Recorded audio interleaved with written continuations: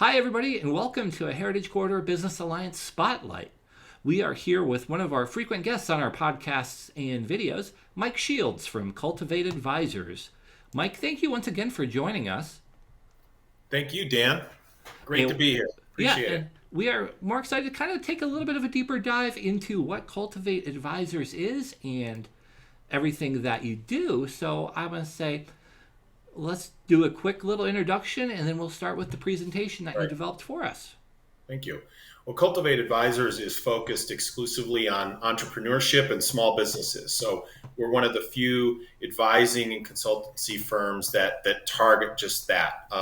We don't focus on large Fortune 500 companies and big organizations. And the good thing about Cultivate Advisors is all of our advisors are former business owners. So we truly get it and understand all of the challenges and struggles that small business owners experience. So for us, it's really a great honor to work on small businesses, help them grow, help them scale. And that's one great thing about Cultivate you mentioned. You guys have done it. I mean, it's not just kind of, going in with a sales pitch and hoping somebody works. You have that factual background that you can say, "Hey, I've seen this, I've done this," and it's a great tool for any of our business owners out there to reach out for Mike.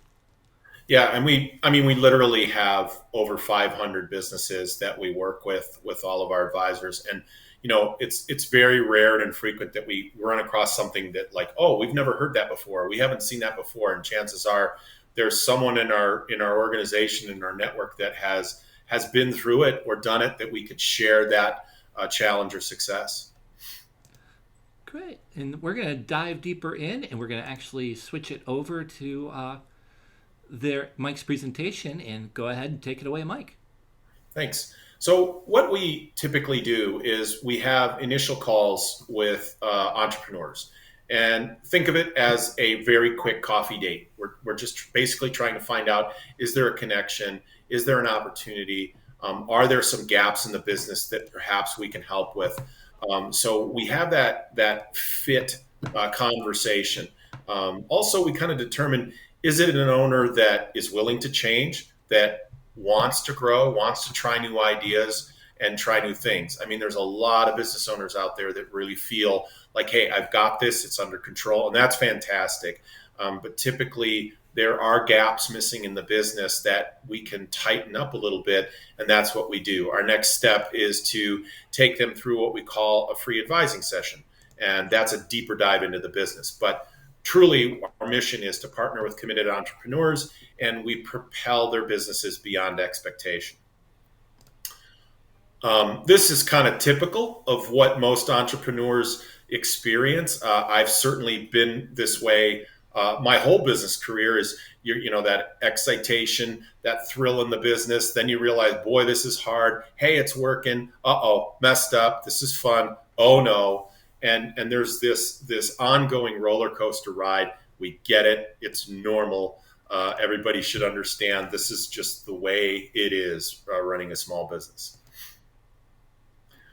We've been through so much in the last couple of years, and so we kind of have this attitude now, like, all right, it's time to move on. We deal with it. I mean, most of our financials that we set up for companies, we look at 2020, we kind of say, okay, that was a nightmare. Let's not compare our financial performance to 2020. Let's look at the future. Let's compare it to 2019, and let's move forward. But let's be real of where we're at, and then create a plan to move forward. We survived. Everybody survived. And really, I think we are trying to shift mindsets from giving entrepreneurs a true feeling of empowerment, where it's about prosperity and initiative and making the changes in the business to grow. And so getting out of that survival mode is really critical. And I would say in most cases, in just about all cases, it's always good to have that outside perspective from someone who looks at it from another angle. Sometimes we're too close to the problems, and we don't see it, even though it can be right in front of our face. Or we can learn from people who have experienced a similar situation but are in another industry and use different solutions to get us there. So that is what we're trying to do. And I think one of the biggest things to take away from this presentation is that there are people out there to help. I mean, as you know, who knows what the challenges are? For example, I just passed by a gas station and we've broken the $5 gallon. And if you depend on people traveling to your business, you're going to need some help, and you can't have all the ideas, but other people like advisors like Mike, they can definitely help out with third party perspective. And none of our advisors claim to have every answer, but our network of 50 plus advisors, all former business owners, I mean, we share idea platforms, daily, hourly, and we'll say, hey, does anybody have this? Does anybody have this? Who's experienced this? We're all on Slack, so you get instant responses to your queries. We have people who have been in other businesses, and our referral platform is also huge. If you're looking for an accountant, if you're looking for a web designer, if you're looking for a graphic designer, we all have these networks of really good businesses that have worked with other small businesses successfully. So today we're here just to kind of walk you through our process a little bit and prepare for a successful 2022 and beyond. And you're going to hear me say, slow down, focus on the basics. And this is the thing that happens as most entrepreneurs, we call them hustlers, is they do it all. They're involved in everything. They're so busy that they don't have time to sit back and be strategic and establish a plan because they're putting out fires all the time. So we really want to slow that down and make sure we look at each part of your business. We want to use what we call the propeller model. We mentioned earlier that we propel businesses forward. There's a reason for that, and I'll show you the propeller in a little bit.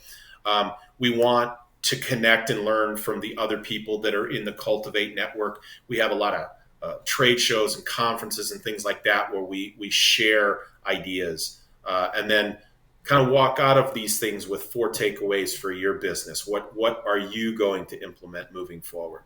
And then build a strategic roadmap. That's the function of what we do in the initial call and the free advising session where we kind of have this coffee talk together. This is the propeller.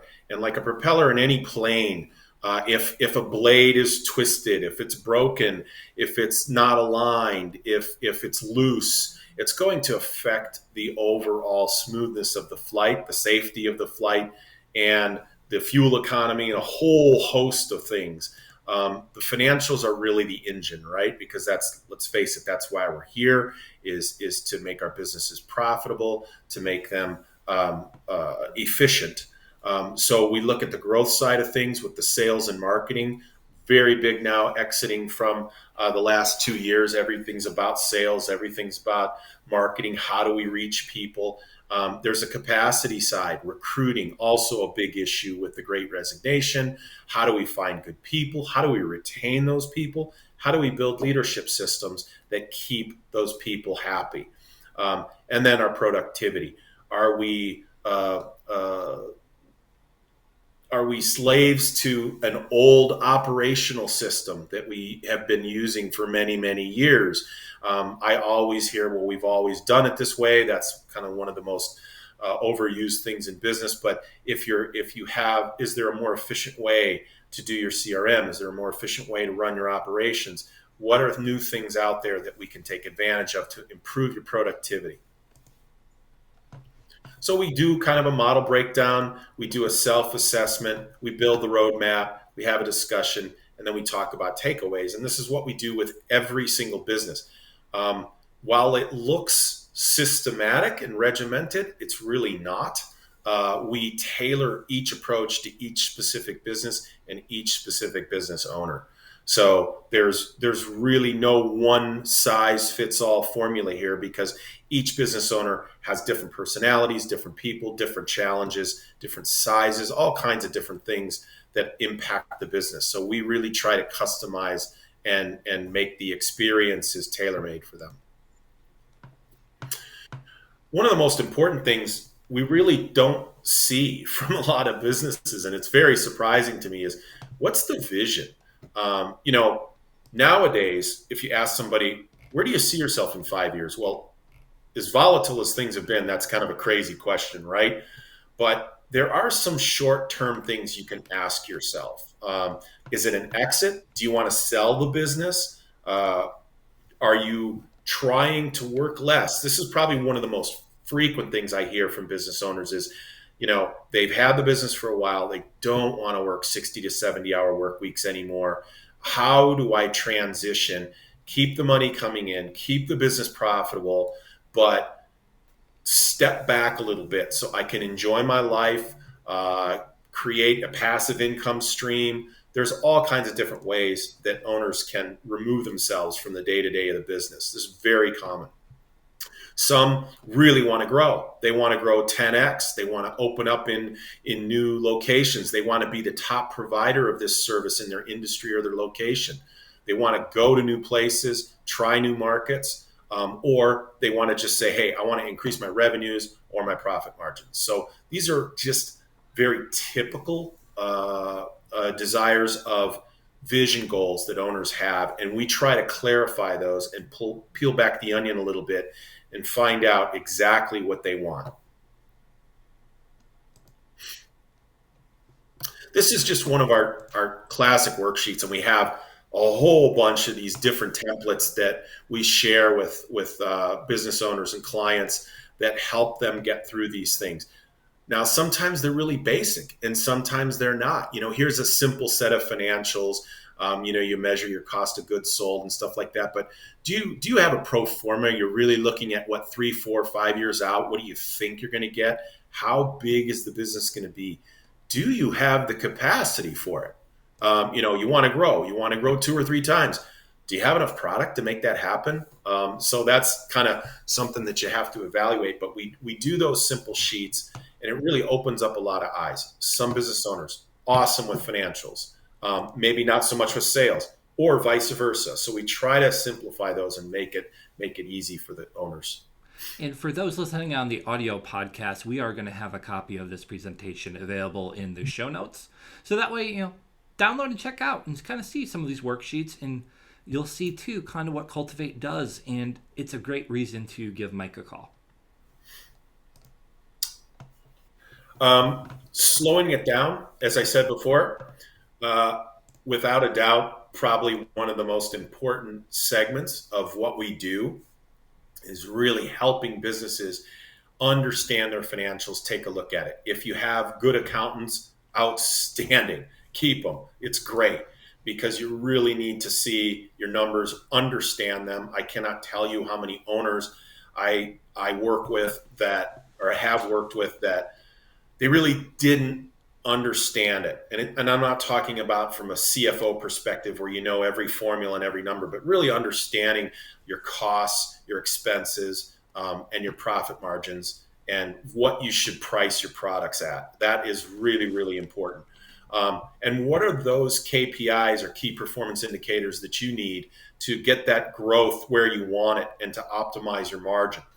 A lot of times they want to grow, but they really don't budget for hiring. So how much is that going to cost? How many people can you hire? When should you pull the trigger on that? And are there tactics and ideas used to boost margins? I mean, even during 2020, our collective growth on our businesses that we worked with was over 40%. But a lot of it wasn't just due to sales growth. A lot of it was due to improving the profit margins. And that could be a multitude of ways. As I mentioned earlier, it could be just not only just reducing expenses that are unnecessary, but identifying maybe your vendors, looking at where you can cut costs. Are there operational ideas and things you can use that are more efficient and more cost effective? So those are other things to boost margins. So a lot easier than just boosting sales. Sales. Have your customers changed? Are they different? A lot of entrepreneurs have had the same types of customers, the same general market for years and years and years. Is that changed due to recent events? Or do you need a freshening? Do you need to mine for new customers? Do you have specific distribution channels? I love taking really a deep dive into these and looking at the various distribution channels. Are you more or less reliant on these new channels? And here's a really important one that I faced with one of my clients was we wanted to make these changes, but he had a sales team that was used to selling a particular type of product a particular type of way, and it worked for many, many years. But things changed, and the market expanded, and what the market was looking for was a different product than what he offered in the past. So could the team adapt? Could they change? Did they have the right training and onboarding for this new direction to shift forward? Quick answer was no. They needed to recruit a new type of salesperson that had different skills and a different type of sales delivery, a more consultative approach than a more kind of product approach. And I'm just giving one example, but these are the things that we need to look at and really understand. Marketing, another big one. Dan, you and I have had many discussions about marketing, but it's really a good idea to kind of look at your marketing plan and formulate that. Not only what you're going to present, how you're going to promote it, but does it speak to your particular market? And are you speaking to them in the ways that they want to be spoken to? Is it social media? Is it online? Is it via your website? Is it email? Is it direct mail? So those things all need to be clearly identified. Your messaging and your product attributes need to be defined clearly. And what are those media channels, and do they deliver the return on investment? So a lot of people say, oh yeah, well, we advertise in Facebook. How much do you spend, and how much do you get out of it? Do you know what you get out of it, or does it just expand your profile? Well, that's good too, if that's your goal. But do you really know what you're getting at and what you're getting out of it? So it's great if you have a marketing agency or a digital agency that can deliver for you. And that's sometimes what we advise clients. And we have a lot of digital agencies that we work with. But if you don't, you really need to understand what you're getting out of that. And then for me, content marketing is everything. You'll see a lot of companies and websites kind of building video, building content, building imagery of what is it like to experience this product? What does it give me? What are the stories behind it? And the more raw and authentic, the better, because it's a social media driven world. And as you notice too, you're speaking exactly with kind of the game plan we're running here. We're building content as we speak. Yep, exactly. All right, and I actually got to make sure I hit the right button here. I forgot what slide number we were on. So here we go. Yep. We can zip through this one pretty quick, but productivity, I think most owners have a good handle on their operations. But do you have an operational plan? And this is really important for recruiting and new employees that are brought on board. I really kind of always chafe against that. Oh, well, we'll just throw them into the mix and see how it works. But really, I think if you have an operational plan and you have a system for your production, it's really going to help new employees as they get on instead of just getting thrown into the fire. And then you should decide how much time do you want to spend in the weeds of the business. And so another thing we do at Cultivate, and it's a personal favorite of mine, is really spending time on time and priority management and building plans. So you want to spend this much time on sales development. You want to spend this much time on marketing. And it sounds weird, but when you go through your calendar and you actually look at, gosh, look at how much time I'm spending putting out fires, or look at how much time I'm spending dealing with customer service issues. Do I really want to be doing that? Or do I really want to be focusing on sales and marketing and growing the business? Or do I want to find a right hand or someone that can eventually kind of lead the business? Those are the things that I think a lot of owners miss. And I'm going to actually plug one of your previous podcasts. He did a great time management podcast, and we will include the links in our show notes below. Thank you. And then this one also, gosh, so many things have changed, but you look at the Great Resignation and all these people that are, there's a lot of media stuff that says people don't want to work anymore and they don't have the same levels of loyalty. And I'm not sure that's all the truth. I think what people really want is they want to work at a place where they feel appreciated and valued, that their work is recognized, that the owners are thinking about their personal growth and satisfaction. I think the days of employees, kind of comparing and competing on, gee, I worked 12 hours, I worked 14 hours, I did this, I did that. I think we all know those days are over, and we can lament that loss, or we can just say that's the reality of the situation. And people want to be at a place where they can balance their personal lives with their professional lives. And when they are at their work, they feel that the owners and understand them. So this one's been a big one too. So you really, as you recruit and retain employees, most importantly, you got to make sure you've got the right systems in place and you truly understand how employees think. So we can do personality to measurement systems on that boost recruitment, making sure that everybody has a forum or an opportunity to speak, and then really kind of saying what kind of core value do you want your company to be? What kind of culture do you want to build? And there's a whole bunch of core values that you can choose from, but really kind of understanding, what do we want? Who do we want to be? And how do we want our employees to feel, are really important questions that a lot of people would say, well, it's just a job. Well, that's why people aren't moving back to work, or they're very picky about where they're going to work. Recruiting, how are you finding new candidates? This is a challenge everyone's facing right now, is finding good people. So it's important that you do communicate the quality of the work environment. Is there a work-life balance? Are you also not only asking them the right questions, but are you giving them the opportunity to ask you the right questions? That really helps people feel like, wow, they kind of care about what I think. And it's about fit. They're trying to figure out, does it make sense? So I've, as I've looked at people over the years, I've interviewed them as much as they've interviewed me. And I think that's how successful interviews go, is you automatically establish that opportunity to say, hey, here's someone that's going to listen to me, and they're going to take my suggestions well. And more companies are looking for this type of thing, as opposed to someone who just keeps their mouth shut, keeps their head down, does their job. That's fine too, but it's not a formula for retention. And lastly, I always encourage our entrepreneurs and help them build really good onboarding plans and processes. I've seen some that are just, wow, okay, spend a couple hours with this person, spend a couple hours with this person.